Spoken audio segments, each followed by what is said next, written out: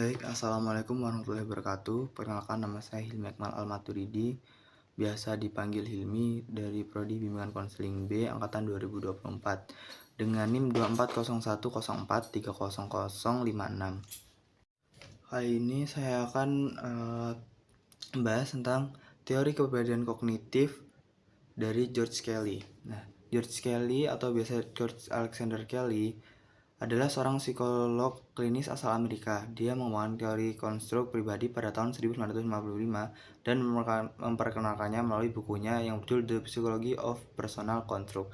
Berbeda dengan pendekatan behaviorisme yang dominan pada masanya, Kelly menekankan bahwa manusia adalah agen aktif yang membentuk pemahaman dan perilaku mereka sendiri melalui proses kognitif. Teori perbedaan kognitif George Kelly dikenal sebagai teori konstruk pribadi yang berfokus pada cara individu menginterpretasikan dunia dan pengalaman mereka. Kelly mengemukakan bahwa setiap orang memiliki sistem konstruk pribadi yang merupakan pola unik dalam mengorganisir dan memahami pengalaman konstruk. Konstruk ini bersifat dikotomus, artinya memiliki dua kutub yang berlawanan. Misalnya, seperti baik buruk, kuat lemah, terus takut atau pemberani, dan lain sebagainya. Nah, dalam teori ini, manusia bertindak sebagai ilmuwan yang selalu membangun dan menguji hipotesis mereka tentang dunia. Nah, jadi dari hal yang saya pahami,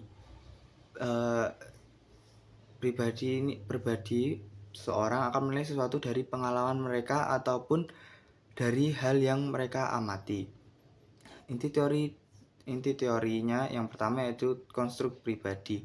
Dimaksud adalah cara individu mengorganisasi dan menginterpretasikan pengalaman mereka bersifat dikotomus yang tadi itu, yang memiliki dua kutub berlawanan. Yang kedua itu sistem konstruk. Konstruk ini tidak berdiri sendiri, melainkan terorganisir dalam sistem hierarkis. Terus yang ketiga, manusia sebagai ilmuwan. Maksud di sini adalah individu selalu berusaha memahami dan memprediksi dunia di sekitarnya dengan membangun dan menguji hipotesis mereka. Nah, maksud dari memprediksi ini karena tadi adalah dengan cara belajar dari pengalaman pribadi masing-masing ya. Jadi mereka kedepannya kayak lebih waspada atau memprediksi hal yang akan datang berdasarkan dengan pengalaman pribadi mereka masing-masing. Terus yang keempat yaitu konstruktivisme. Maksudnya adalah individu secara aktif membangun makna dari pengalaman mereka. Nah, dari pengalaman. Terus yang kelima adalah individualitas. Maksudnya adalah setiap individu memiliki sistem konstruk yang unik.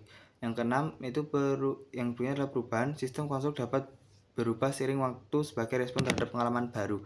Nah, maksud dari pengalaman baru itu contohnya kayak pada awalnya kita mengenal orang sepertinya ramah saat kenal waktu pertama kali. Nah, seiring perjalanan waktu kita kenal, mereka jadi menunjukkan sifat aslinya. Nah, dari situ kita dapat mengonstruksikan bahwa orang tersebut tidak baik. Nah, sesuai dengan pengalaman kita yang dari awal terus mengenal orang tersebut ternyata tidak baik. Lanjut pada prinsip dasar, yang pertama adalah dikotomi. Setiap konstruk memiliki dua kutub berlawanan yang tadi. Yang kedua adalah organisasi. Konstruk pribadi terorganisir dalam sistem hierarkis. Yang selanjutnya perubahan sistem konstruk bisa berubah dengan pengalaman baru. Contoh pengalaman teori konstruk pribadi sekali dalam kehidupan sehari-hari. Yang pertama adalah interaksi sosial. Tentunya seorang memiliki konstruk orang ramah dan orang tidak ramah. Ketika bertemu orang baru, mereka menggunakan konstruk ini untuk menilai apakah orang tersebut ramah atau tidak ramah berdasarkan perilaku awal. Jika orang tersebut tersenyum dan bersikap ramah sejak awal, maka konstruk kita akan menilai orang tersebut orang baik. Terus yang kedua, contohnya dalam pembelajaran atau pendidikan. Konteks pendidikan, siswa mungkin menggunakan konstruk seperti ini mata pelajaran mudah ataupun mata pelajaran sulit. Ketika menghadapi pelajaran baru, mereka akan menguji konstruk ini berdasarkan pengalaman belajar mereka. Jika mereka menemukan pelajaran tersebut mudah dipahami maupun dikerjakan, mereka akan melakukan pelajaran tersebut ke dalam kategori yang mudah. Baik, sekian dari saya. Banyak salah kata, mohon maaf. Wassalamualaikum warahmatullahi wabarakatuh.